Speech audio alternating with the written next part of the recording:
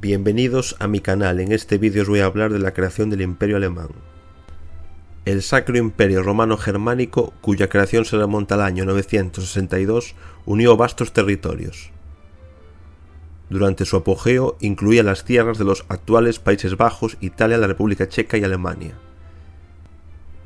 Sin embargo, con el paso del tiempo, la centralización del poder se debilitó. Después del siglo XVIII, el imperio se convirtió en una de las formaciones estatales más lasas de Europa. En el contexto de problemas a gran escala dentro del imperio, entre la gran cantidad de pequeños principados alemanes, el archiducado de Austria y el reino de Prusia asumieron los roles principales. En el siglo XVIII, la expansión austriaca se intensificó en las direcciones sur y este, al mismo tiempo que Prusia dominaba las tierras alemanas. Napoleón hizo una gran conmoción en el mapa político de Europa. Sus campañas militares, en general, terminaron con la existencia del Sacro Imperio Romano Germánico. Después de la derrota de Austria, se decidió cambiar radicalmente la estructura del Estado. Después de la transformación comenzó a unir países prácticamente independientes. El 6 de agosto de 1806 el emperador Francisco II renunció y el Sacro Imperio Romano Germánico dejó de existir oficialmente. La década de 1830 fue el momento en que los principados alemanes, bajo la influencia de la industrialización, buscaron aumentar su fuerza económica. A estos efectos, las tierras más grandes en 1834 se unieron a la Unión Aduanera Alemana. No había barreras aduaneras dentro de la Unión y se introdujo un arancel único para los bienes de otros países. Inspirados por la idea de una Alemania unida, en 1848 los alemanes salieron a las calles de las grandes ciudades, exigiendo la creación de un Estado centralizado. En Frankfurt apareció incluso una Asamblea Nacional Revolucionaria de toda Alemania.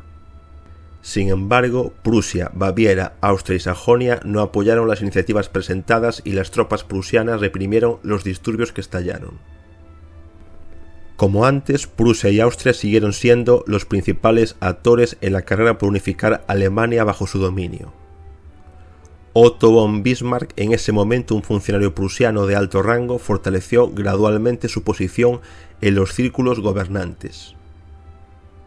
Su objetivo principal era unificar Alemania por todos los medios, utilizando una variedad de métodos. Alemania es demasiado estrecha para Austria y Prusia, dijo el político en vísperas de la Gran Guerra Austro-Prusiana.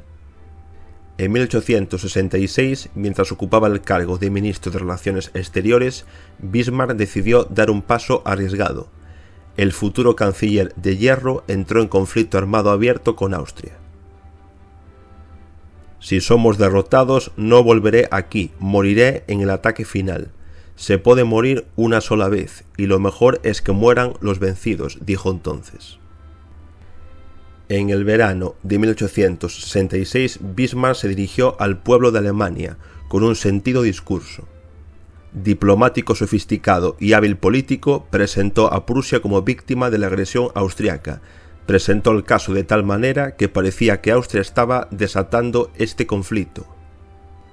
Italia entró en guerra bajo un tratado secreto como aliado de Prusia, y pequeños ejércitos de los principados del norte de Alemania también se unieron a las tropas prusianas.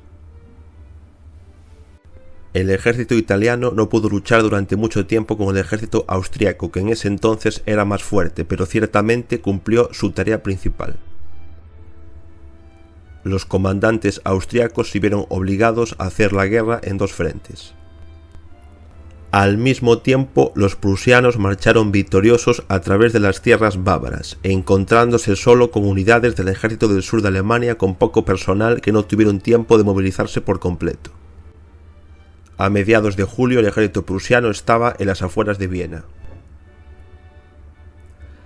La continuación de la guerra podría conducir al colapso del imperio austriaco, porque al sentir la debilidad del Estado, los separatistas locales comenzaron a surgir en Hungría. Bismarck se apresuró a concluir un tratado de paz. La guerra terminó antes de que las grandes potencias tuvieran tiempo de entrar en razón. Como resultado de la guerra, Austria se retiró de la Confederación Alemana tras perder la guerra con Prusia.